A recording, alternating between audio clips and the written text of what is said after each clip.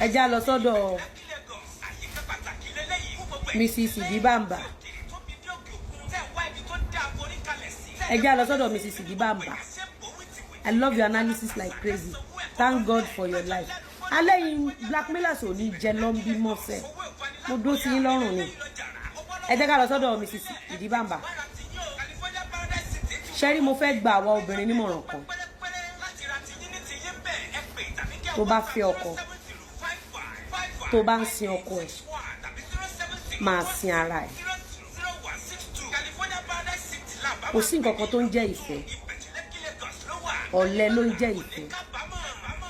Olè ló ń jẹ́ ìfẹ́. Ìwọ̀wọra ló ń jẹ́ ìfẹ́. Àdánìkànjẹ ló ń jẹ́ ìfẹ́. Tó bá fẹ́ mọ̀ pé kò sí ìfẹ́, tóbìnrin bá lòun nífẹ̀ẹ́, jẹ́ kí wọ́n fi owó tó jọjú orí ẹ̀ lọ jẹ́ kó fi dánwò. Wàá mọ̀ pé obìnrin lè live independent without a man. The same thing goes to men. Tó bá rò pọ́kùnrin kan nífẹ̀ẹ́, jẹ́ kí wọ́n fi owó tó ju ọjọ́ orí ẹ̀ lọ jẹ́ kó fi dánwò. Wàá mọ̀ pé kò sí nǹkan kan tó ń jẹ́ ìfẹ́. I have preached to women. It's quite unfortunate pé a nírú Àdótòṣì gist lover láàrin wa tó jẹ́ pé tá a bá fa orí yín gbà báyìí, Àdótòṣì á tún fi fake life ayé ẹ̀ á fi gba orí yín báyìí. Tá a bá tún fa orí yín báyìí, Àdótòṣì á tún fake life ẹ̀ á tún fa orí yín báyìí. So kò wá jẹ́ kí community wa grow.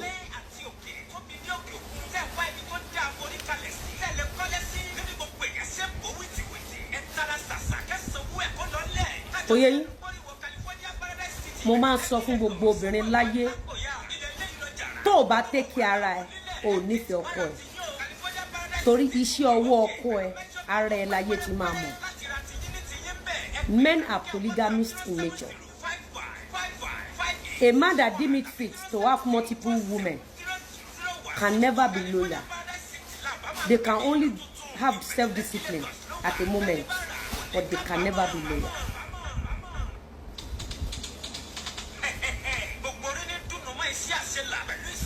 They can never, ever, ever be loyal. Ó dàbí ìwọ náà ni tó jẹ́ pé o ti gbádùn pẹpẹ súùpù, o ti gbádùn kọ́bí. Kọ́ wá sọ fún ẹ pé ẹlòmínú wa máa ní àwọn ọmọ ẹgbẹ́ ni o, má jẹjà àárọ̀ o. Irọ́ ni akọ̀díjọ́ kan pẹpẹ súùpù yà wọ̀ dání ní ìjẹ́jẹ́ yọkọ̀ yìí lọ. Ẹ̀kan yìí náà mo fẹ́ jẹ pẹpẹ súùpù bó ṣe rí lára ọkùnrin nìyẹn. Any man that deals with multiple women, láti bẹ̀rẹ̀ ọjọ́ wọn, tó bá rí wọn tí wọ́n bá ní self-discipline ní moment kan, ayé ló kọjú sí wọn tán fi ní self-discipline. That does not mean pé wọn ò ní máa ta sí àgẹ̀rẹ̀ lẹ́ẹ̀kankan.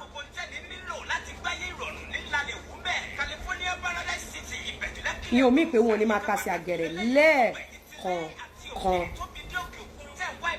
Tó bá fẹ́ ọkùnrin tó wà polygamist in nature, do not expect much from them. Tó bá fẹ́ ọkùnrin tó wà polygamist in nature, make sure you take care of yourself. Make sure you look beautiful always. Make sure you have something that brings you money. Make sure you are ahead of your game. How many women do? Ẹ gbọ́ mi, rọ́jú kó máa múra, tún skin yẹn ṣe. Èmi ti fìgbà kan ní skin tag tó yọ chọ̀mchọ̀mchọ̀mchọ̀m báyìí. Ẹ rí wípé marriage ò reduce beauty yẹn. Marriage ó multiply beauty tèmi. Because mo mọ nǹkan tí mo wọlé fún, mo mọ irú ọkọ tí mo fẹ́. Ọkùnrin tó ti deal pẹ̀lú oríṣiríṣi obìnrin ni. I want to keep my home. Despite the fact that I come online every day, mo ṣì máa make sure pé mo look good. Kò sí bó ṣe lè rẹ̀ mí tó èní ìsìn, mo ti jí èmi àti ọkọ mi àti jí kò lé láago 4. Àti jí kò lé látago 4. mo dẹ̀ wò pé mo need láti wá ṣe show láti wá polówó ọjà mi pẹ̀lú ẹ̀ níwọ̀n bá tèmi fẹ́rẹ́fẹ́ mo sì lù good kò dẹ̀ dí àwọn photoshoot mi lọ́wọ́ lẹ́ẹ̀kọ̀ọ̀kan tí máa fi jẹ́ kọ́kọ́ mímọ̀ wípé a ní ọ̀dìà ìyálà yasẹ́ kò tí ì sí mo ò fẹ́ rí wọn kò tí ì sí even tó bá ṣẹlẹ̀ ìyá wọn wà ń bíṣẹ́ you don't understand ọ̀lẹ obìnrin ló máa gbàgbé ara ẹ̀ nítorí ìfẹ́ o ò nífẹ̀ẹ́ you are just being stupid. Báwo ló ṣe fẹ́ nífẹ̀ẹ́ ọkùnrin tó deal pẹ̀lú multiple women? You can only care for such man and adopt such man as your son, not as husband. If you care for such man as husband, ẹ máa jà. Tẹ́ bá dẹ̀ jà, ó máa hurt ẹ. But tó bá rí bí ọmọ ẹ. Má gbàgbé pé níjọ́ tó choose wọ, ó break heart àwọn kan. Ọjọ́ tó break heart àwọn yẹn wà matured enough láti lọ lúgọ. Wọ́n matured enough láti lọ lúgọ. Ìwọ tó wá ṣe yes I do fún, ṣé wọ́n rẹpẹtẹ ni? Mo ní ìwọ tó ṣe yes I do fún, wọ́n tó fòrùka sí lọ́wọ́, ṣé o lọ rẹpẹtẹ ni? O mọ̀ pé àwọn tí ò fẹ́ yẹn wọn ò ní lọ. Nǹkan tó kọ́kọ́ máa fi entice ọkùnrin yẹn sọ́dọ̀ òun ni sùúrù. Ìwọ dẹ̀ believe pọ́kọ ẹni ìwọ ò ní lọ ní ibẹ̀ ẹni iṣu tí kọ́kọ́ máa wà.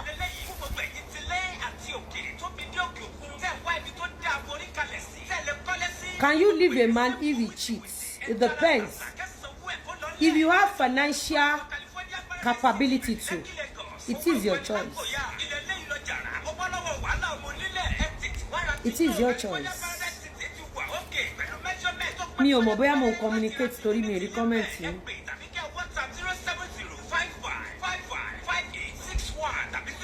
Kò yé yín nǹkan tí mi sọ. Ṣé orí àwọn tí ò fẹ́ yẹn? Ẹ jẹ́ kí n sọ story èèyàn kan fún yín. Èmi àtàlájì sì sọ̀rọ̀ lady yẹn lénìí. Lady yẹn ò sí Nàìjíríà, ó wà ní UK. Alájì wá lọ sí UK, àwọn nìkan náà dá travel. Alájì wá pàdé àbúrò woman yẹn.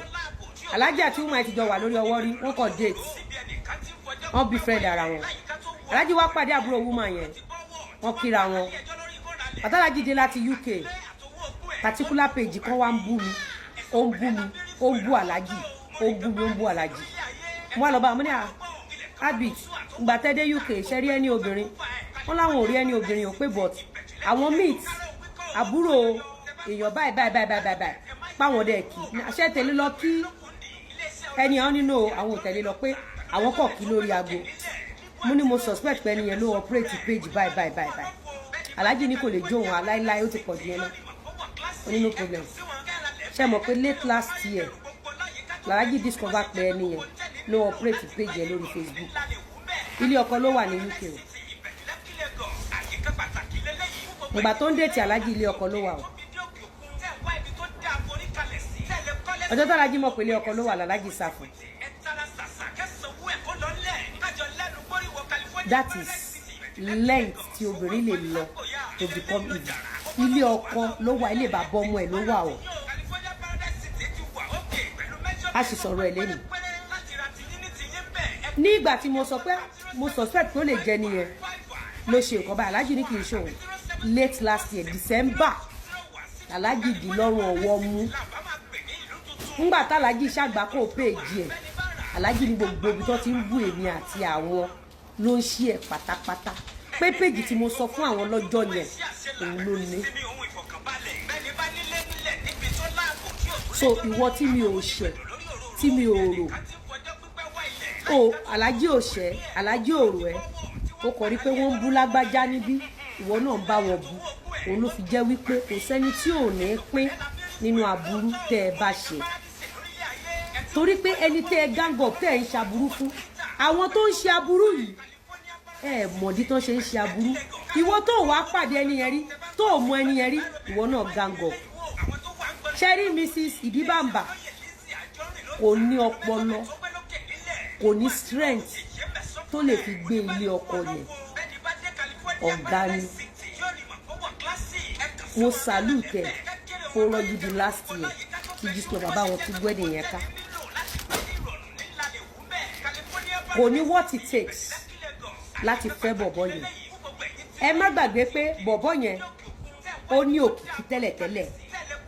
Látijọ́ tó ti pick lady yẹn drastically nìkan ti go down. Torí pé àwọn obìnrin tó pọ̀ yẹn tí wọ́n fẹ́ bọ̀bọ̀ yẹn náà ń jẹ́ kó máa jẹ́ orúkọ tó ń jẹ́ ńgbà yẹn. The moment tó ti lọ pick láàrin wọn ó ti tán.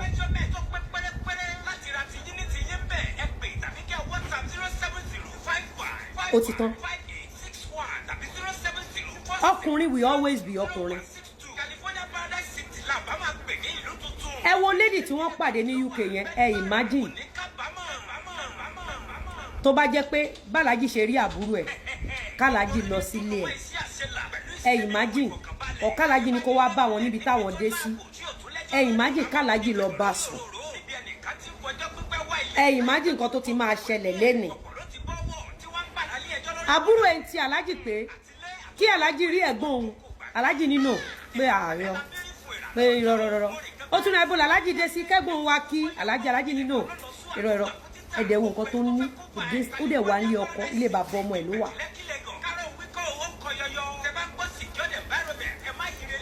Ṣẹ́rí Ìdíbàmbà, Mrs. Ìdíbàmbà,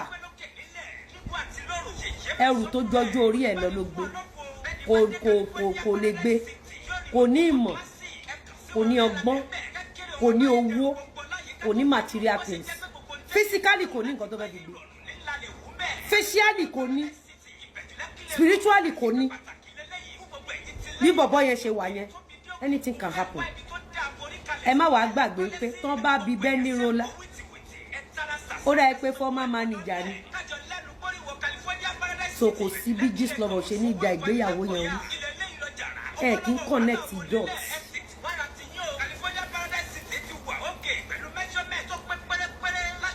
Tèmi sọ nation, ẹ kì í connect dots. Ta ni former manager Mr. Ìdíbàmbà fún rẹ̀? Ẹ lọ confirm manager. Ó mọ̀ pé Bendy ni former manager. Ó sọ fún òun ti manage ẹ̀ rí. Ó lọ ní manage ẹ̀ rí.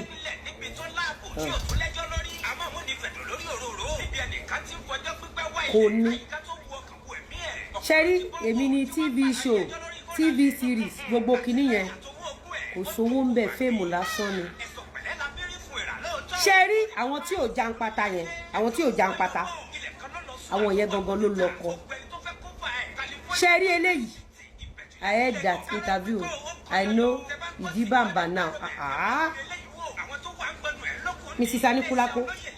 Ṣẹ́rí Mrs. Ìdíbàmbà, babysitter lòun. Àwọn tí ò mú yẹn, àwọn yẹn gangan níyàwó. Ilé àwọn yẹn ló ti máa lọ ṣe fàájì.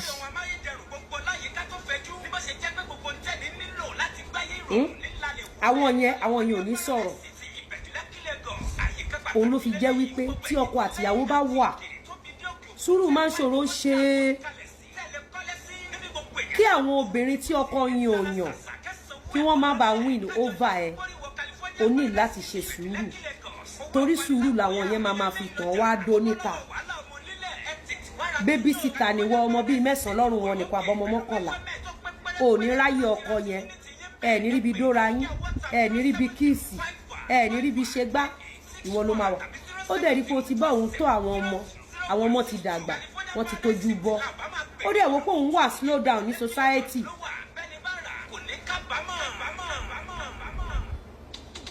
This mentioned faceless blogger and roller.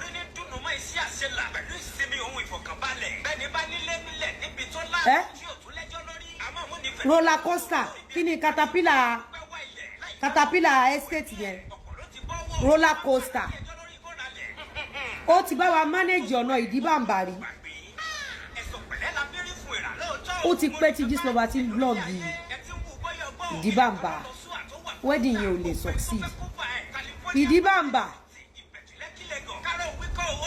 àti ewayo àwọn méjèèjì yẹn neighbor ni wọn Gistlover jojú wọn délẹ̀ ni ewayo àti dibamba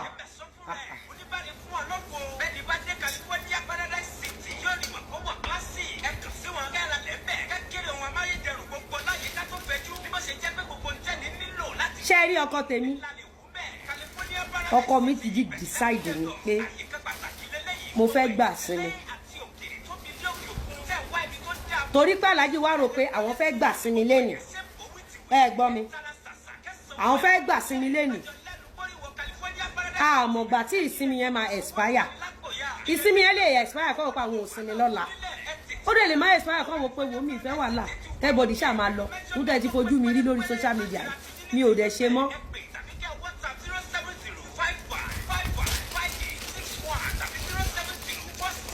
This gele dey expensive pass this place. Caterpillar wa yẹn roller coaster ẹ mọ̀ pé Caterpillar wa yẹn roller coaster ìpẹ̀dà bẹ́ǹdì òun ló wá manage ọ̀nà ìdíbàmbà ṣó ti yẹn nǹkan tí mo fẹ́ sọ fún yín lálẹ́ yìí ni wípé learn how to manage yourself kó o tó lọ sílé ọkọ ní nǹkan tóbìnrin ní jẹ́ kí nǹkan tóbìnrin ní kéèyàn tó wọlé ọkọ jẹ́ kó jọ ẹ́ lójú jẹ́ kó jẹ́ ẹ́ lógún jùlé ọkọ lọ àgàgà tó bá jẹ́ single mother o ti lọ́mọ lọ́wọ́ kò ṣe pé ìyá ọmọ ń jẹ o ní láti ní nǹkan tóbìnrin ní torí wípé ilé ọkọ ilé ẹ̀kọ́ ni ní gbogbo ìgbà tí àdánwò bá dé àwọn achievement yẹn ló máa fall back on. Any man can carry their bag and leave at any time. Any man can say no at any time.